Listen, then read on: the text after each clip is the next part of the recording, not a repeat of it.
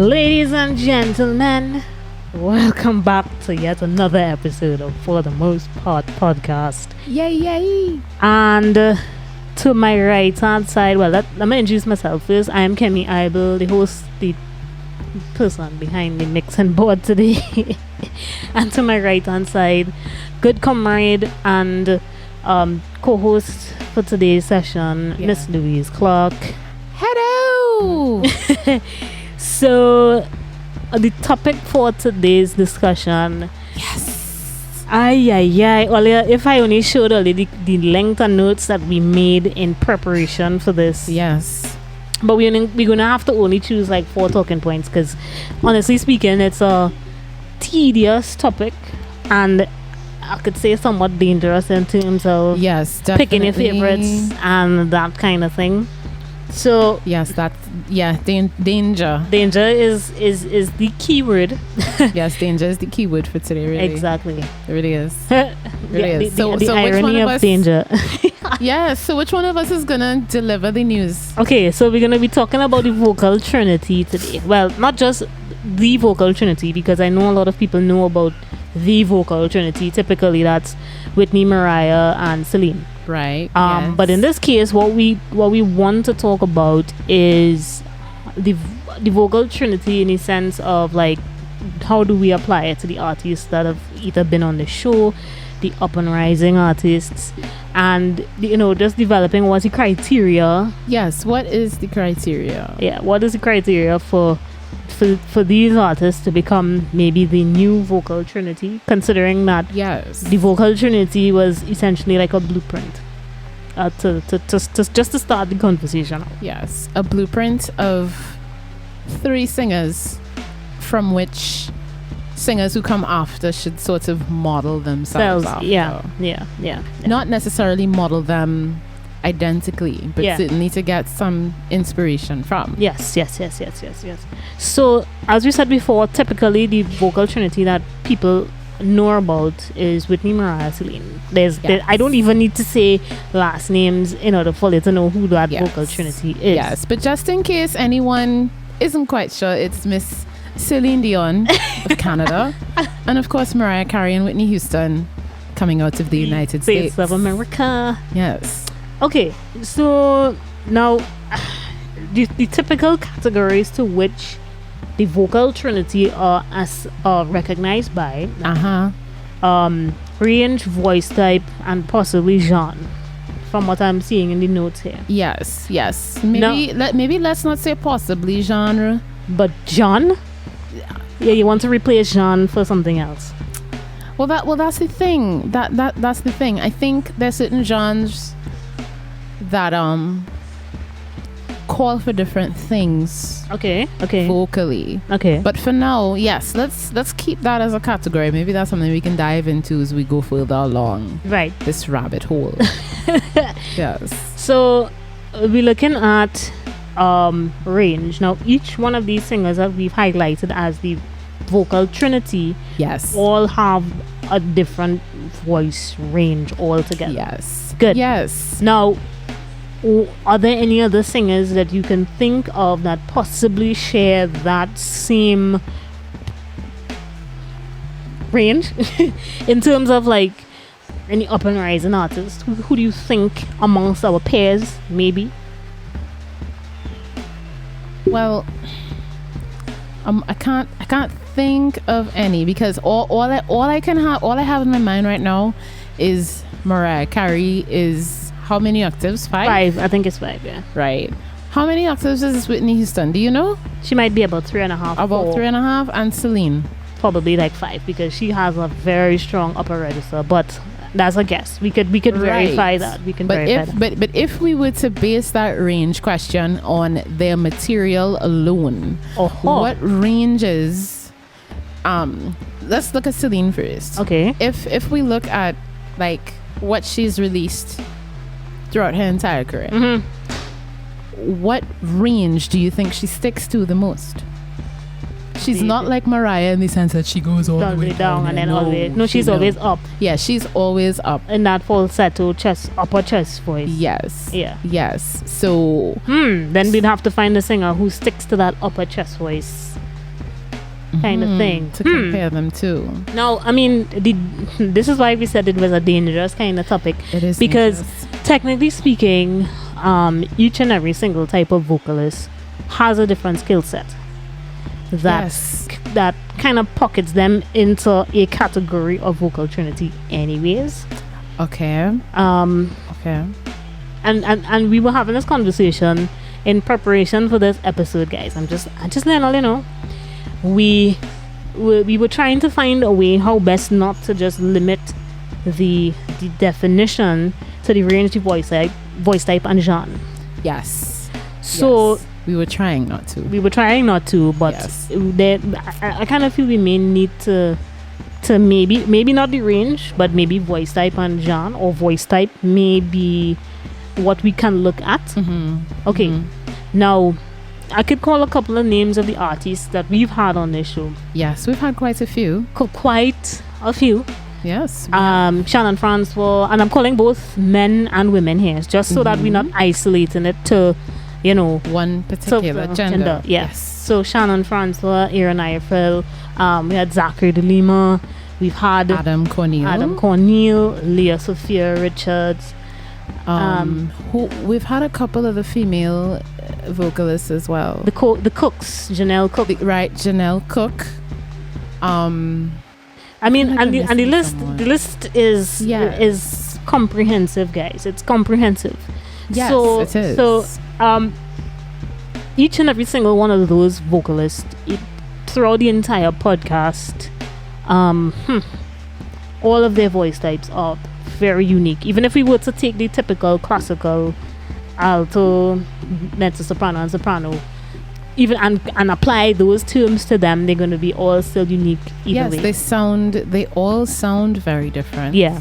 Not just in terms of the quality or timbre of their voice. Yeah.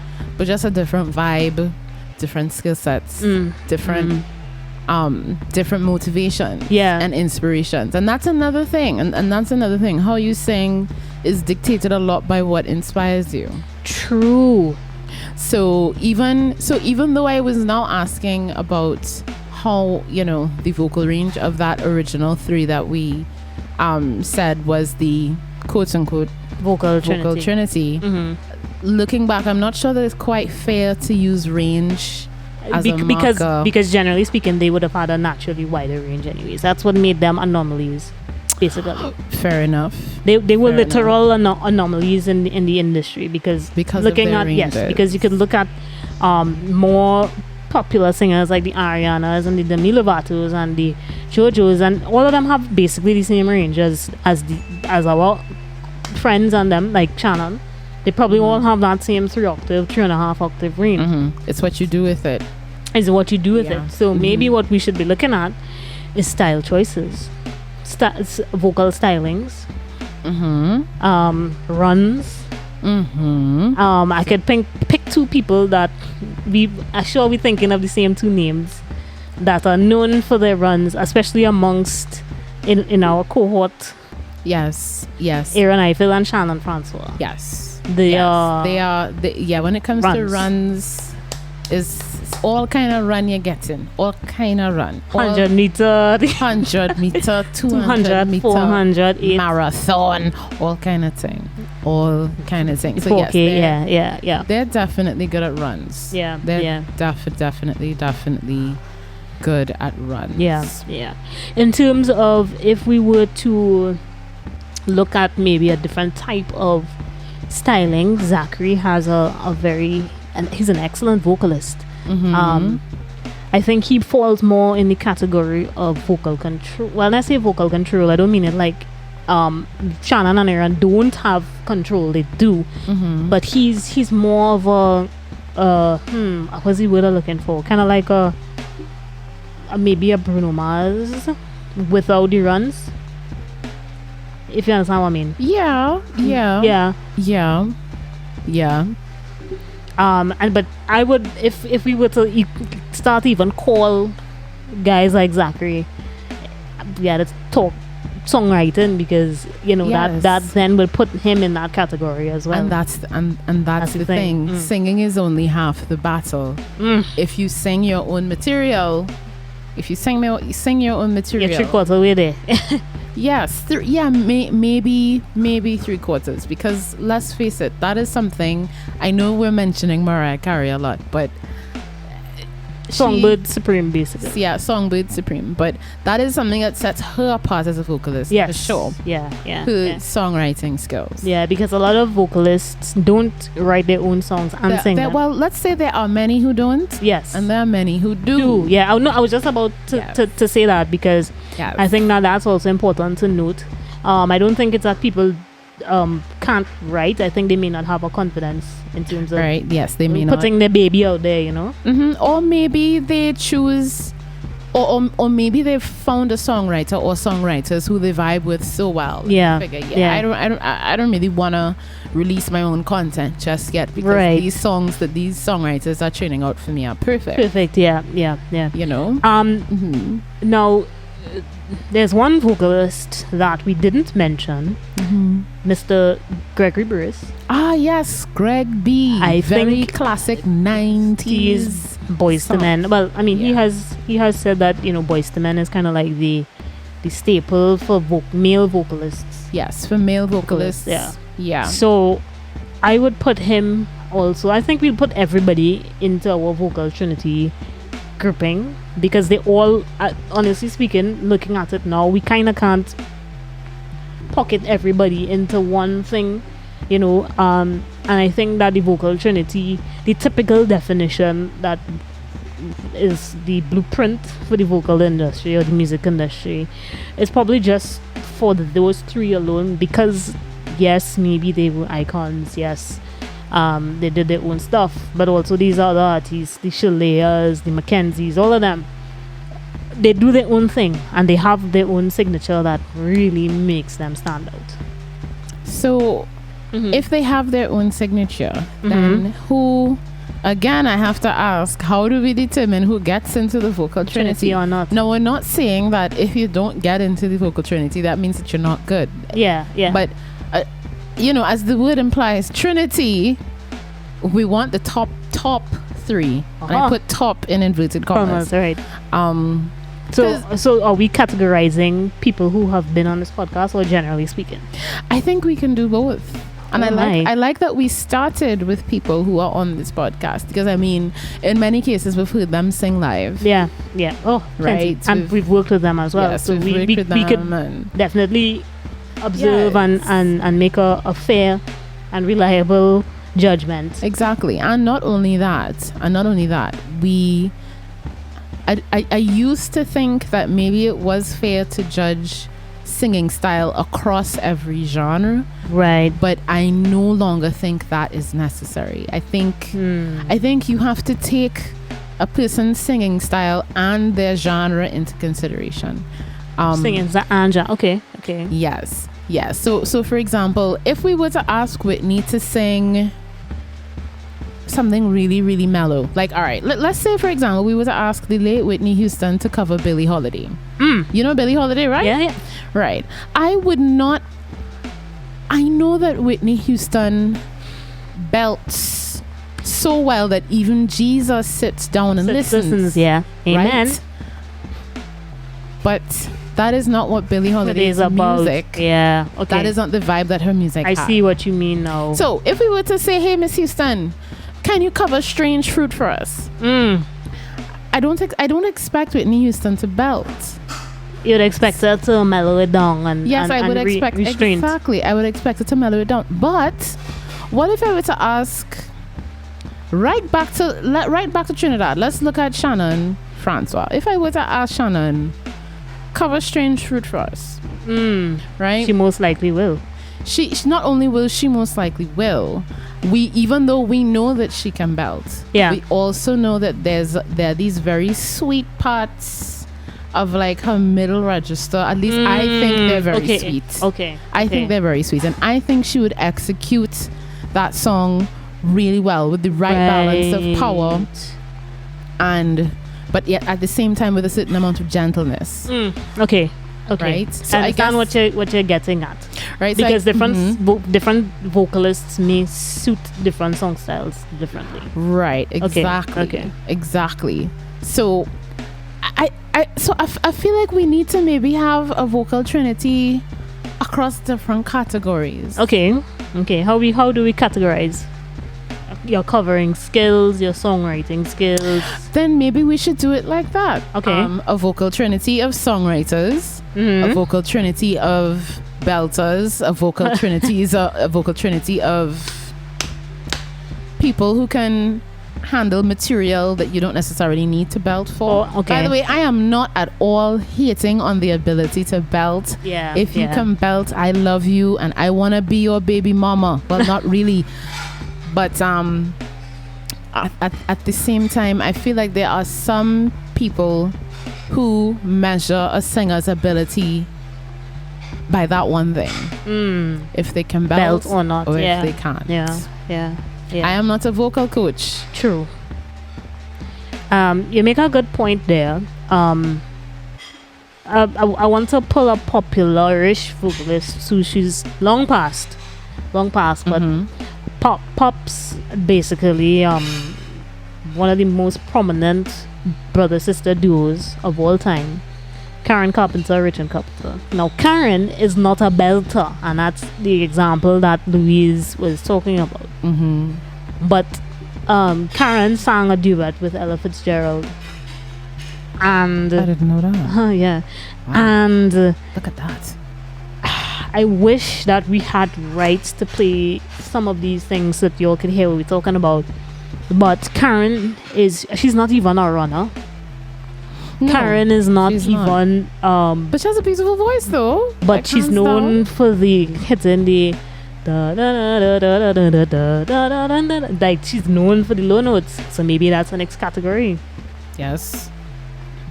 And you know, the female singers, because there are a lot of female singers like you and I, we obviously have much lower registers than the average female. So I think that's something that often gets overlooked. Because we look for like the Britney Spears in the business. Yes, we love those high or mid-range voices. Yes, we do. Yeah.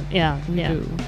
At least in popular music, that is what is required of female vocalists. Yeah. Let's just call a spade a spade. That is what the industry demands. I think maybe nowadays the demands are changing, but still generally speaking, I'd say if you're going to enjoy a certain level of success, that you know your listeners want to hear, they want to hear that upper range. That's what they want to hear. Now I'm picking one more topic out of our list, and it's close to the bottom, but we have so I'm going to tie it back to the talk about the vocal trinity, right?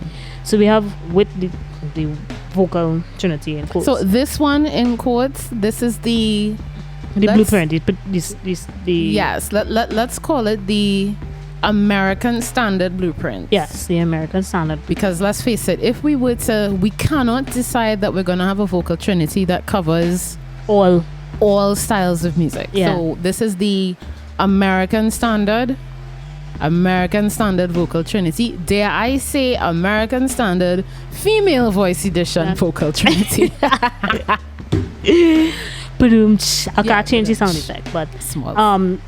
Okay, so the American Standard Vocal Trinity is Whitney, Mariah, and Celine. Yes. Now, we were talking about, we have queens of particular genres that are not part of the American Standard Vocal Trinity. Aretha Franklin is not considered part of the Vocal Trinity in the sense that people, I guess, I don't even know how to explain it. It's kind of like when that's Aretha existed in a different time. Not only in a different time, without Aretha Franklin and others. Yeah, that's what I was gonna say. Trinity? Yeah, no. That's probably what I was trying to say, because I can't find words to explain Why? Because there we go. Aretha is the queen, basically. She is considered the queen of soul. Yeah. Patti is the godmother of soul. Mm-hmm. Tina Turner, mwah, queen of rock and roll. Yeah. Right? Yeah. I think it's unfair to try to put them in a vocal trinity because as I was saying in a couple of our conversations before, if we look at who Mariah, Whitney, Celine were most likely inspired by, Aretha. Yes, either Aretha or someone who was also inspired by Aretha. Yeah. Right? Mm-hmm. Celine Dion has covered Tina Turner at least twice, I think. Yeah. Has Mariah ever covered Tina Turner? No. Aretha but Mariah Franklin has covered Patti and Aretha. Of course, Aretha. She sang with Aretha. My bad. There we go. Yeah. There we go. So there's some kind of connectivity. So I think the reason why I brought that up is to kind of just show how I guess the thinking is still kind of pocketed.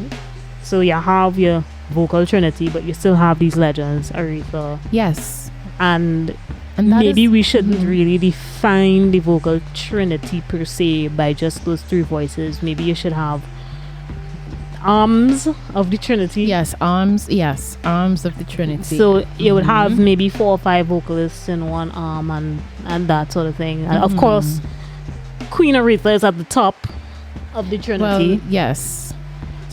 Well, maybe not her alone. Yeah, no, but what I mean is we'd have to place her on top. I mean, Aretha is the queen. Yeah, the queens are on a different level. Yeah. I mean, guys, we could go into basically so many more of these vocalists that we haven't even begun to mention that deserve so much more recognition. The Kelly Prices, Cynthia Erivo, Tamala Mann, Yeba, Shalea Frazier, oh my word, and so the list goes. But to wrap this conversation up, I think we kind of have established that we can't really define the vocal trinity per se. And if we're going to put a vocal trinity in terms of the artists locally, we're going to have some subgroups. Yes, some subgroups, maybe group them by not just... So, one thing before we wrap up. That vocal trinity that we would have just called Mariah Carey, Whitney Houston, Celine Dion. When were they... When did their career start? In the 90s. In the 90s. Yeah.